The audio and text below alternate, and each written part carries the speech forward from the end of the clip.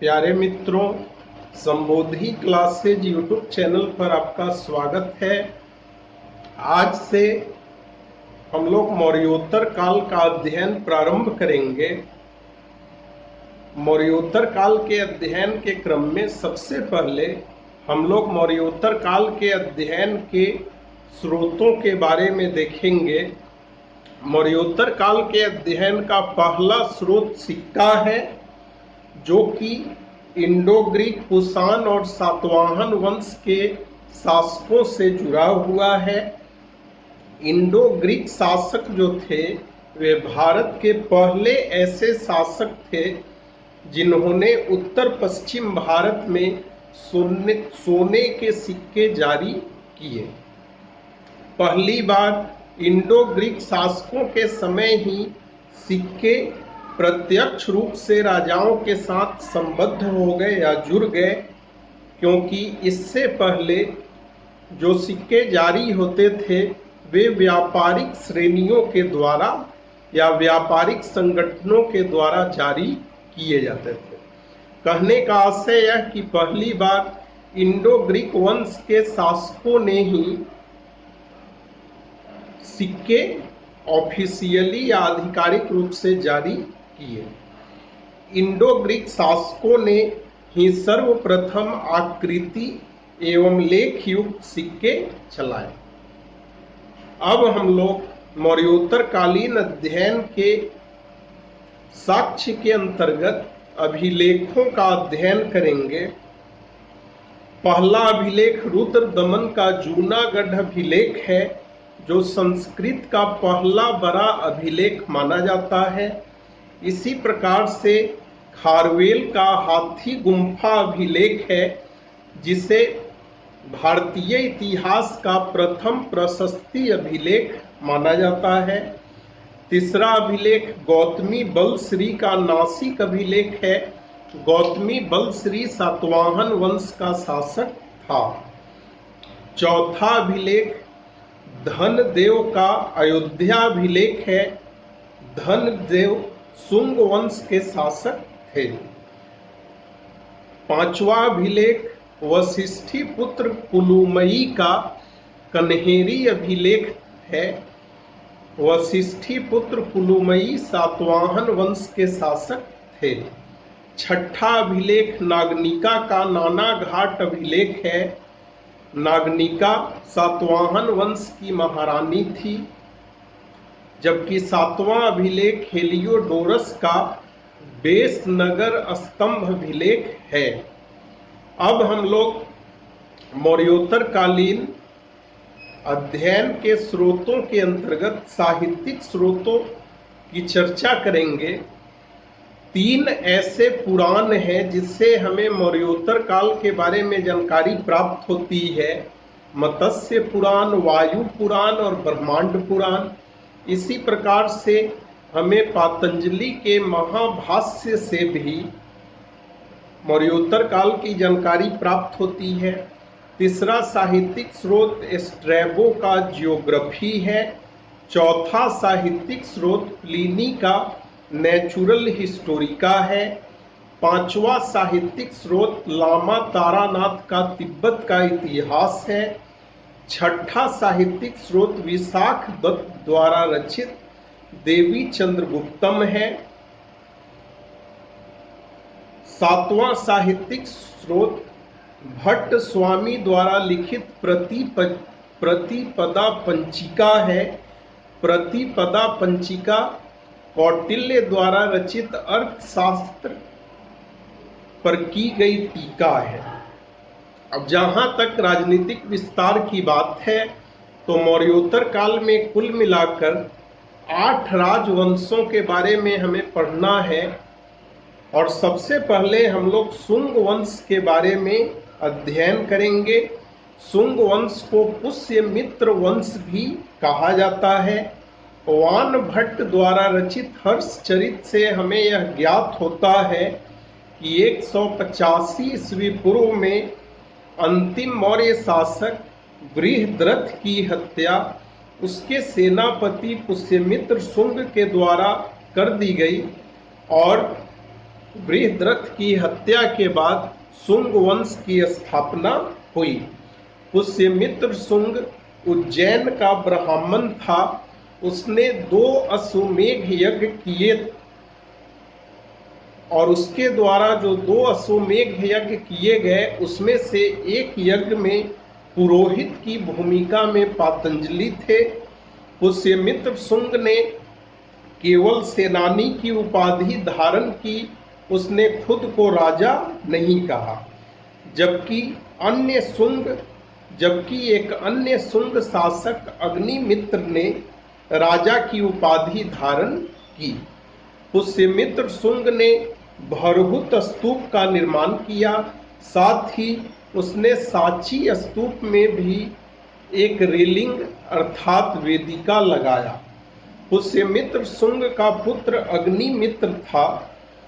अग्निमित्र के अमात्य परिषद की चर्चा मालविका अग्निमित्रम नाटक में की गई है।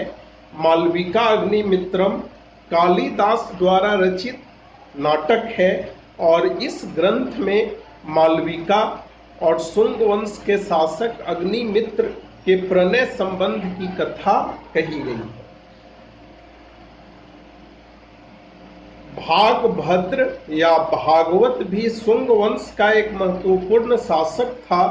उसके दरबार में यवन शासक एंटियाल किट्स ने हेलियोडोरस को राजदूत बनाकर भेजा था। भागवत या भागभद्र ने भागवत सम्मान में एक गरुड़ ध्वज की स्थापना की। शुंग वंश के दौरान ही या शुंग काल में ही मनुस्मृति और पतंजलि के महाभाष्य की रचना हुई। महाभाष्य पातंजलि के द्वारा लिखा गया और महाभाष्य पाणिनि द्वारा रचित संस्कृत व्याकरण ग्रंथ अष्टाध्यायी पर टीका है। पातंजलि ने ऐसे लोगों को शिष्ट कहा जो बिना विशेष प्रयास के ही संस्कृत बोल लेते थे। तो शुंग वंश के बाद अब हम लोग कण्व वंश की चर्चा करेंगे। शुंग वंश का अंतिम शासक देवभूति था। देवभूति की हत्या उसके अधिकारी वासुदेव ने कर दी और इस प्रकार से शुंग वंश के स्थान पर कण्व वंश की स्थापना हुई। पुराणों में कण्व वंश के 4 शासकों के नाम मिलते हैं: वासुदेव, भूमिमित्र अर्थात भूमित्र, नारायण और सुशर्मन।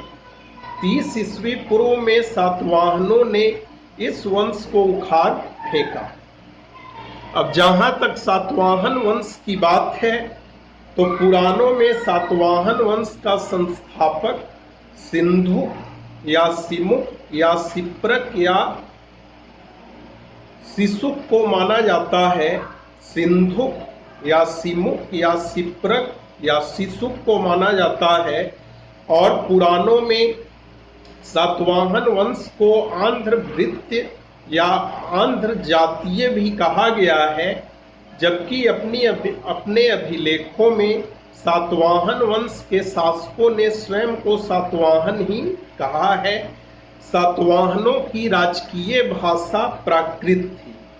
अब हम लोग सातवाहन वंश के कुछ महत्वपूर्ण शासकों के बारे में अध्ययन करेंगे। सातवाहन वंश का पहला महत्वपूर्ण शासक सातकर्णी प्रथम था। सातकर्णी प्रथम ने दक्षिणाधिपति और अप्रतिहत चक्र की उपाधि धारण की। सातकर्णी प्रथम के शासन काल में उसका पुत्र, जिसका नाम वशिष्ठी पुत्र पुलुमयी था, वशिष्ठी पुत्र आनंद था, वह कारीगरों का मुखिया था। सातकर्णी प्रथम के शासन काल में ही खारवेल ने आक्रमण किया था। सातकर्णी प्रथम ने 2 अश्वमेध यज्ञ और राजसूय यज्ञों का अनुष्ठान किया। अश्वमेध यज्ञ के पश्चात उसने अपनी पत्नी नागनिका के नाम पर रजत अर्थात चांदी के सिक्के या चांदी की मुद्राएं अंकित कराई, जिसके ऊपर अश्व की आकृति मिलती है। सातकर्णी प्रथम और गौतमी पुत्र सातकर्णी के बीच कुल मिलाकर 19 शासकों का विवरण मिलता है, जिनमें से हाल नाम का जो शासक था वह अत्यंत महत्वपूर्ण पर्सनालिटी था। हाल शांति और संस्कृति का उपासक था। हाल ने गाथा सप्तशती नामक काव्य ग्रंथ की रचना प्राकृत भाषा में की। हाल के दरबार में बृहत कथा के रचयिता गुणाढ्य और कातंत्र के रचयिता सर्ववर्मन निवास करते थे।